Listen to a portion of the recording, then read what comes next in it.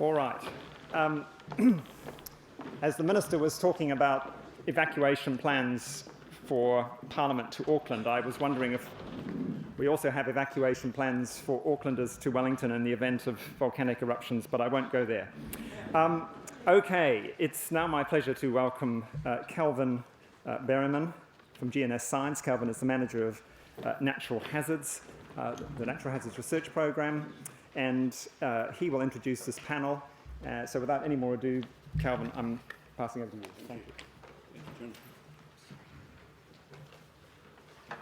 Okay, we have our first panel here with no small task to describe some of our natural hazards, all in the next 15 or 20 minutes. Introduce Dr. Gill Jolly, Director of Natural Hazards at GNS Science, Dr. Rob Bell, Principal Scientist at NIWA, and Jane Olsen, Principal Sustainability and Resilience Advisor at Auckland Council.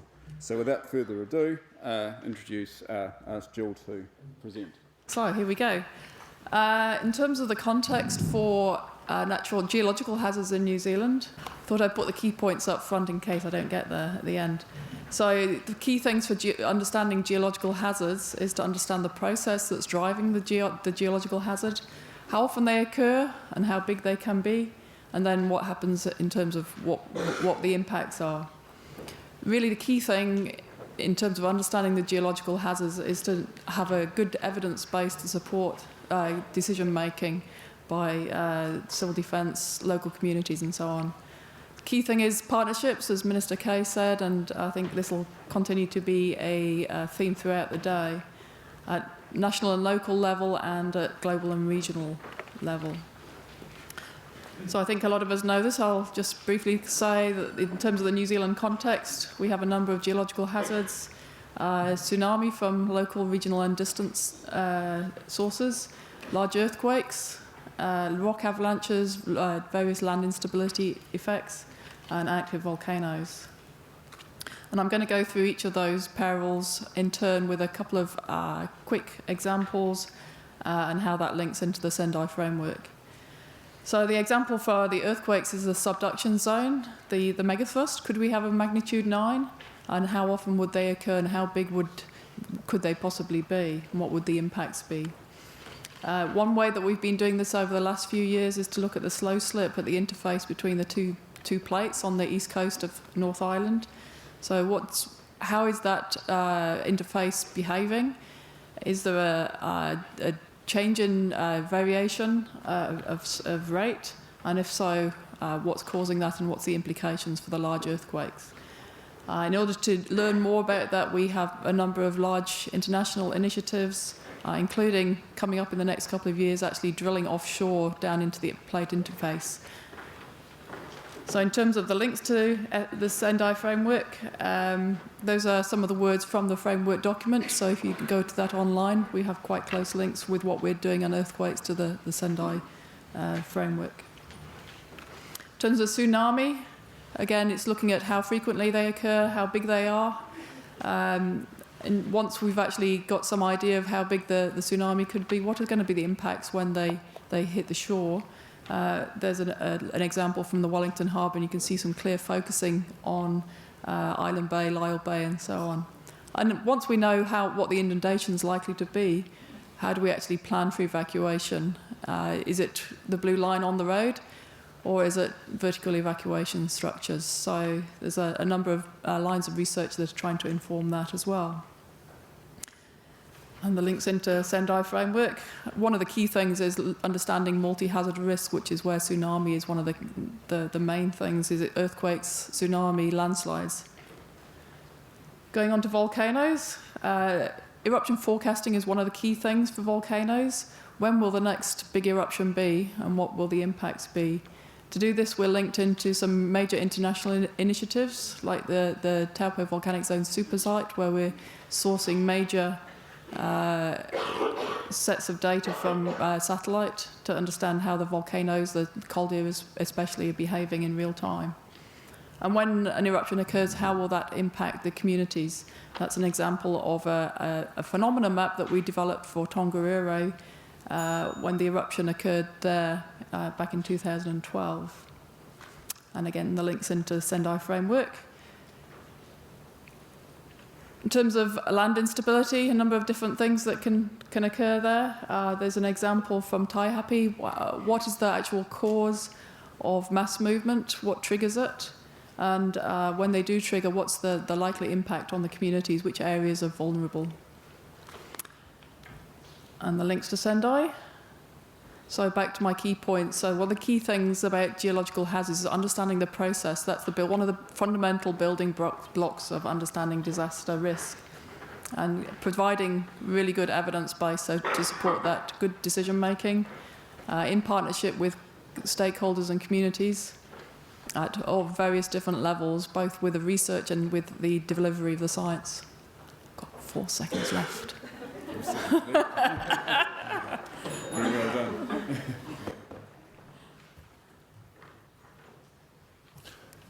Kia ora, Rob Bell from NIWA. I'm just looking at weather and climate-related hazards.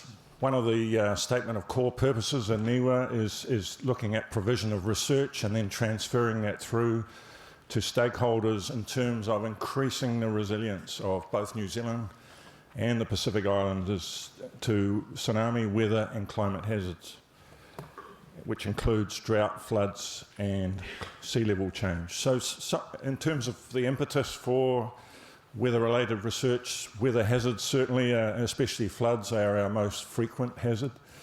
They are very disruptive, not only in terms of rural, urban and infrastructure, but also people's lives. For instance, if a house gets flooded over the floor level, often it's 2 or 3 months before a person can get reinstated. There is the emerging challenge from climate change, and there are definitely opportunities for risk reduction in the weather-related space, particularly through tools, guidance and involvement in land use planning. So New Zealand, NIWA's research covers floods, storms and tornadoes are one area. It doesn't affect a lot of people, but it can be quite devastating. Coastal inundation, including sea level rise. We also cover maritime hazards and tsunami, both local, regional and remote sources with GNS. I've got 3 themes there. Our primary research revolves around the first 2, which is weather and hazards forecasting, and all our research basically fits through and is channeled through EcoConnect and delivered to stakeholders. The second one is the one I lead, is impacts and hazard risk, and it revolves largely around the Riskcape project, which Graham Smart's going to talk about, but it also involves marine geological hazards offshore, which we work in with GNS. And thirdly, the main area I work in is tools and guidance for land use planning and engineering design.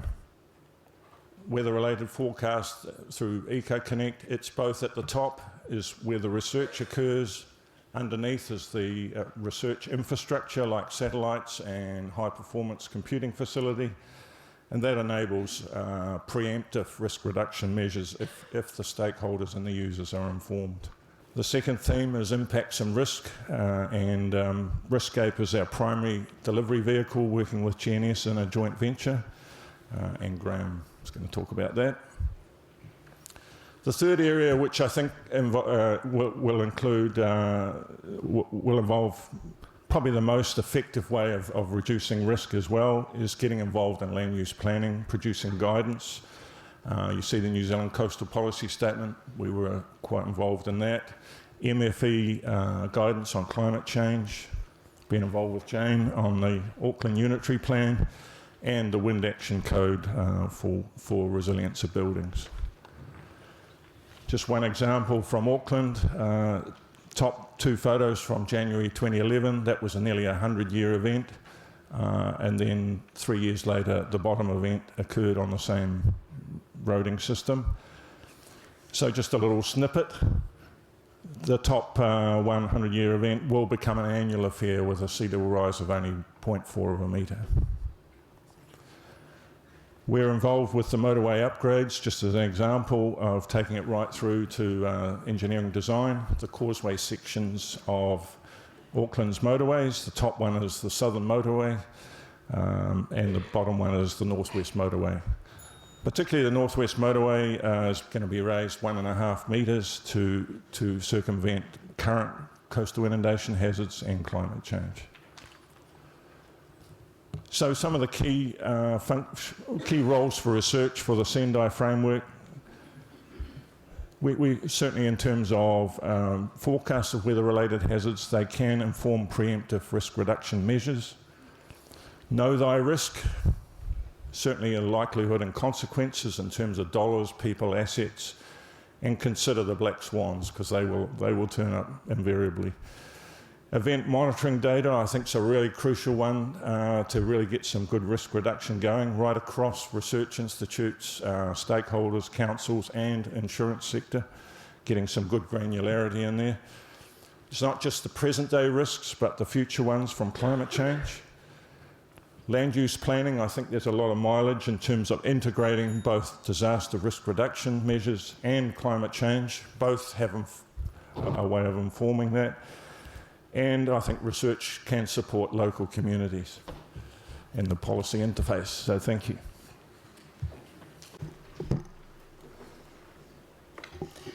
Hi, you might notice through this talk that I'm a little bit off topic from the hazard session, but my talk's mainly around the work that Auckland Council's been doing over the last few years around developing a natural hazard risk management action plan.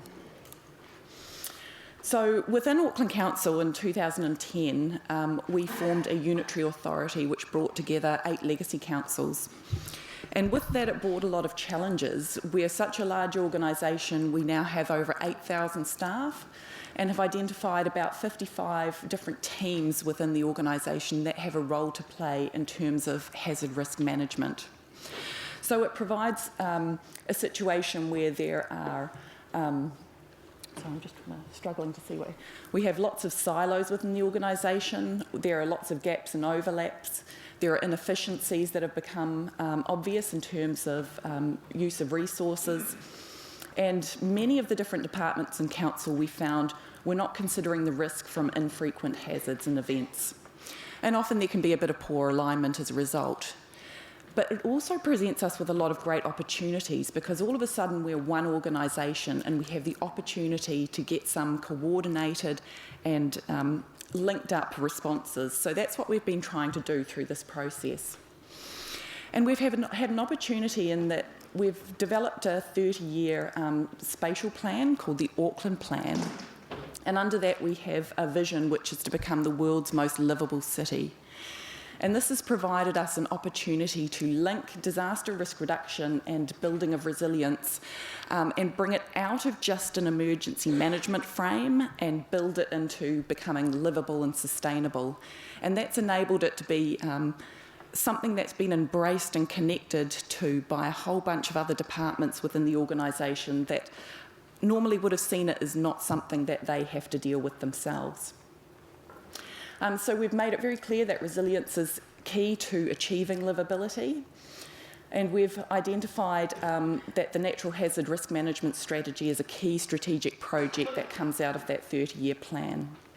Now, this is a true cross-organisation project which is led out of the strategy department. It is sponsored by Civil Defence and Emergency Management, and the other partners and stakeholders include research, engineering, operations, the legal department, IS, and various other units across council. So the project objectives are to reduce risk to Auckland communities from natural hazards to acceptable levels, to avoid duplication of effort and cost in research and information gathering, and to ensure that priority is given to actions which most effectively reduce the risk to Auckland communities. And we're really focusing on the risk to Auckland communities. This is not an internal risk project, so it's not just looking at our organisation risk.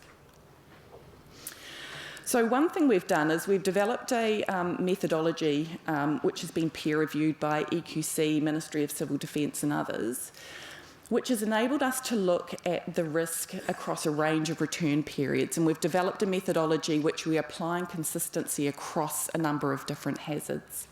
So here's an example of one of those risk assessments, and it looks at short-term frequent risks through to the long-term infrequent risks, and it enables us to identify at what return period the risk is greatest, and also to understand that risk profile across a range of return periods. Once you've identified the risk profile, another useful thing we've found that's come out of it is you can break it down and look at the consequences and the different components that make up the risk. So, for example, if we're looking at developing some actions for a 1 in 100-year return period, that's the coastal inundation event, you can see specifically whether it is risk to life, whether it is risk to the economy in terms of built damage, or whether it's a cultural risk that makes up that most significant event. So this Friday, actually, we're breaking into a whole lot of workshops that are going to produce some of our outputs. Those will be focused on identifying and prioritised effective risk treatment across a range of return periods, identifying and sequencing prerequisite tasks, and they might include things like process improvements, knowledge gaps, tools, capability and capacity. So we're trying to get a real holistic, organisation-wide, prioritised set of actions. That's it from me. Thank you very much, Jane. We started just a little bit late, so I would like to give the audience a chance to ask just one question at least. There's a couple of microphones on either side, but if the question comes from the middle, maybe just to shout loudly in the interest of time. Is there a question? I would like to, well, first of all ask Gill or Rob whether some very quick thoughts about really big gaps. 10 seconds on the really biggest of gaps, or is it across the board? I think one of the biggest gaps is maybe calderas, understanding the likelihood of those really large impacts, high impact, low probability events. Rob? Yeah, probably for us, certainly climate change is there's there's some obvious ones, but there's a lot of interrelated complex processes that are going to change. So that's taxing our brains at the moment, and how that might flow through to adaptation plans and policy. And Jane, I guess from a user point of view, not necessarily just Auckland Council, but from a user point of view, where do you think the biggest gaps are in the hazard down at the hazard end of things? Yeah, I think I agree with Rob. From Auckland's perspective, the most sort of current big looming issue will be around climate adaptation and how we understand the complexities of how climate change will impact us to develop an appropriate response mechanism. Well, thank you for that. There is a question. Leanne, thank you. Should individual councils have to deal with this one by one rather than have a centralised approach to identifying what some of those, for example, adaptations and responses to climate change and future severe events should be? I mean, our coastline is the coastline all around New Zealand. I guess, Jane, can I throw that at you and then I mean, from Auckland Council's perspective, we see some big looming issues, particularly, so I'll use climate change as an example because climate adaptation is going to be a big issue for us going forward. We've been trying to work out how we will adapt and are thinking that the responses will be quite different depending on the local situations. And so within Auckland, we may tackle them on a reasonably small scale and develop different responses depending on the local set of circumstances. However, we think a lot of those issues are going to be the same across the country and would like to have quite a bit of support from, I'm going to say it here, from MFE and DOC and various other central government organisations, because I think having their support through the process will help us to come up with sort of robust responses that can be appropriately used around the country. So I think that connection between the local discussions and central government are absolutely essential. Okay, Rob, just very quickly. Yes, I agree with Jane entirely. But adaptation has to occur locally, so every local area is going to have different tipping points. But I think there's a lot of work we can do centrally through MFE. We need guidance, and through adaptative dynamic pathways, sort of looking conceptually how communities can can adapt to their situation, but sort of roll that through to a local situation. Okay, I think we're going to have to call it a stop there and thank the panel and ask the next panel to come forward.